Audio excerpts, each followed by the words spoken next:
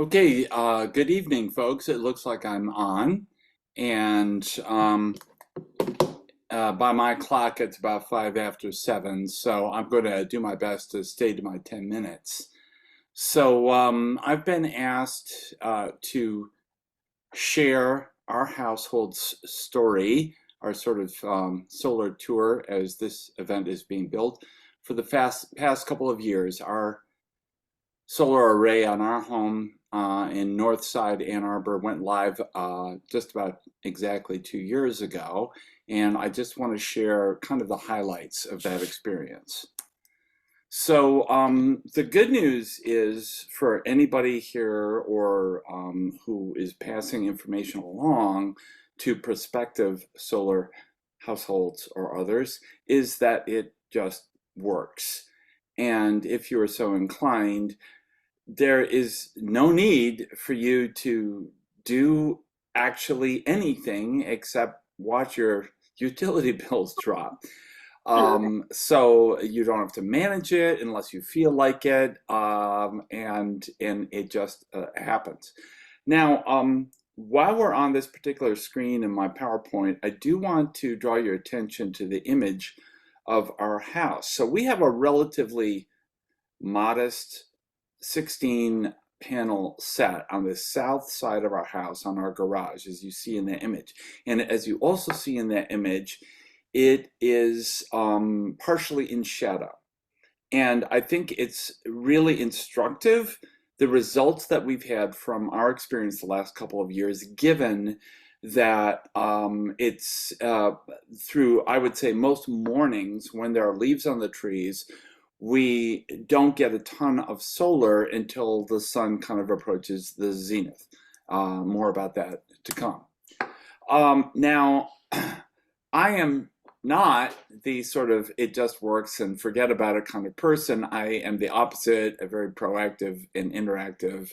And as I illustrate with this slide here, I'm the kind of person when I got our Prius about 6 years ago, it was like a video game to me. You know, I wanted to maximize the efficiency. How high can I get that miles per gallon kind of thing? And if that's you, or even in that realm, there are all kinds of things that you can do. Now, I gave a whole solar presentation a few months ago. I'm not going to beat a dead horse there.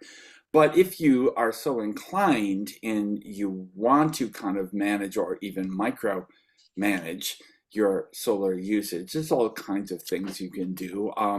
It's really about that old saying, make hay while the sun shines. While the sun shines, max out your electrical usage, and at the same time do other things to be more efficient.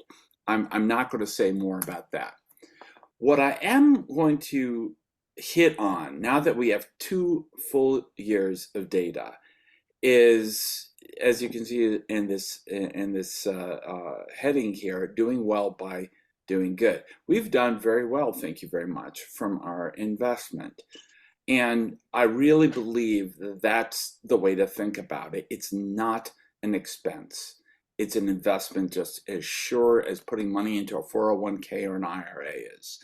So you put up an upfront cost, and at least in our case, because A, we were able to take advantage of the federal sort of rebates, which are still available, and they're pretty substantial. And B, we were able to participate in the Ann Arbor / Washtenaw County Solarized program and got another very nice reduction to our costs.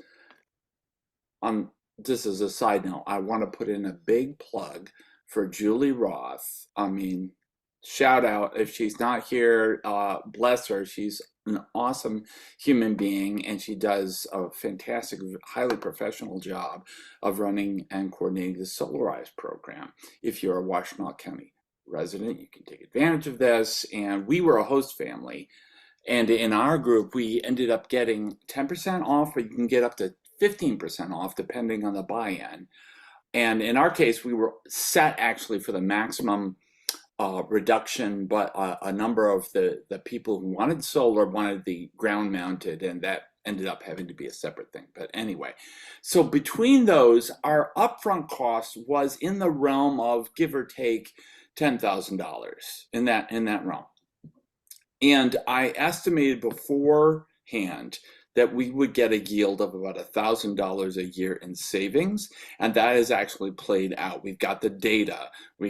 It's very nice because we get data from the website, and it's played out just about that. Even again, given the fact that we don't have a really completely optimal setup with the morning shade that we get half the year.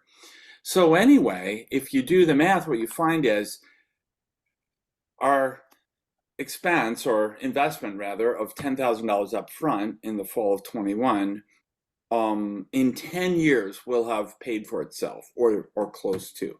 It does depend a little bit on rates, but one of the things that's great is DTE, as some of you may be aware, has shifted recently. So they have this two period or two level charge, and they charge more at peak hours, which happen to be like from 12 or 1 until 5, 6, 7 o'clock. I don't have the exact figures, forgive me. Well, that's exactly when we get our maximum solar output, so it couldn't be better as far as we're concerned. And then there's always the question of, well, what will DTE electric rates be next year, 5 years from now? I feel confident that they're not going to go down.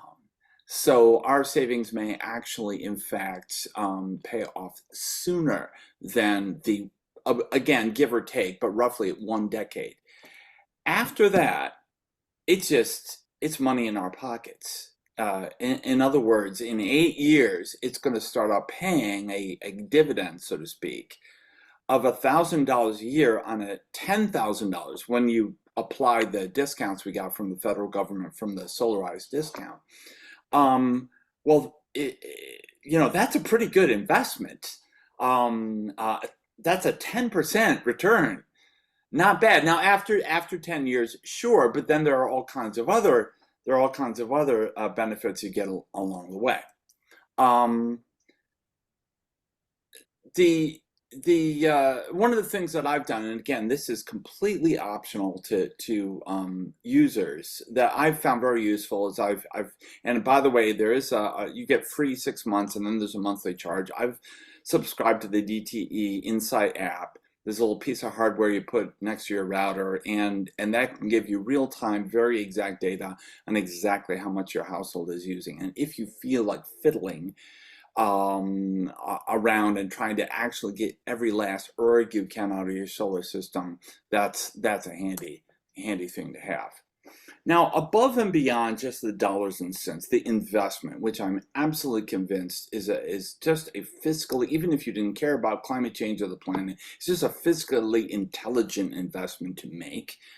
There is the feel-good factor, and I will say for our household, for my wife, my son, and I, that's not a small thing. It's something that we are aware of on a daily basis.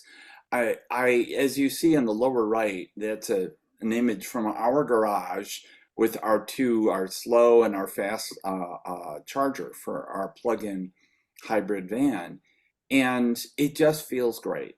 The sense of well-being for driving on sunbeams. When I, go to the grocery store, my son drives himself to school, running errands, whatever, to know that we filled our tanks with sunlight. I can't tell you what a great feeling it is. It's also not a small thing to know that we have what amounts to a filling station in our garage, and our tank of electricity is pretty much always full. And you could do that without solar panels, but it feels a heck of a lot better, and it's cheaper, of course, when you power your EV with sunlight. As you note here,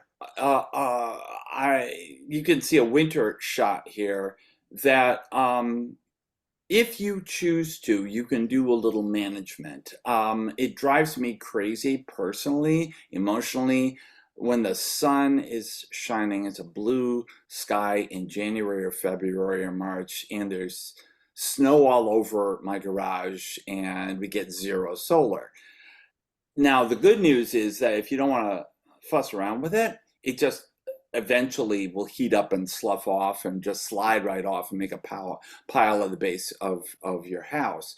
But I do have a one of those roof rakes with a very soft edge on it that won't damage the panels. And if you're motivated to do so, that's a thing you can consider. Again, very much up to your individual taste. So, after these 2 years of being on a solar household, what are our conclusions?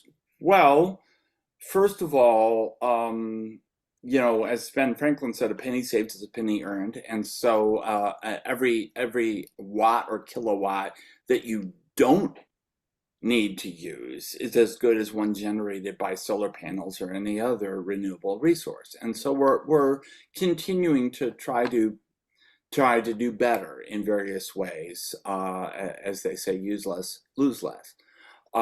We have a plug-in hybrid van, as I just showed you, and we're driving the Prius still. Sorry about that, folks. And eventually we're going to shift to an EV. And a goal I have, I really wanted, back 2 years ago when we got the system, I really wanted like the Powerwall or some similar home battery, but it didn't make economic sense. And I felt like, oh wow, I'm not that much of an early adopter. But now I get really excited about the news I read about using an EV, as a de facto kind of power wall where you can reverse during a power outage and send the charge back in to run, say, your refrigerator, your freezer. This is something that I'm going to be looking into in the years to come. I picked this up from Julie Roth. Our goal, we're buying into this idea of just getting rid of the natural gas entirely. We have a gas range, gas furnace, gas water heater, and our goal is when these appliances reach the end of their useful lives, we're going to replace them with heat pumps, induction, or other highly efficient appliances, so that we will be an all electric household. Now, unless we chop all the trees down around our property, we're not going to be able to generate enough electricity to run all that.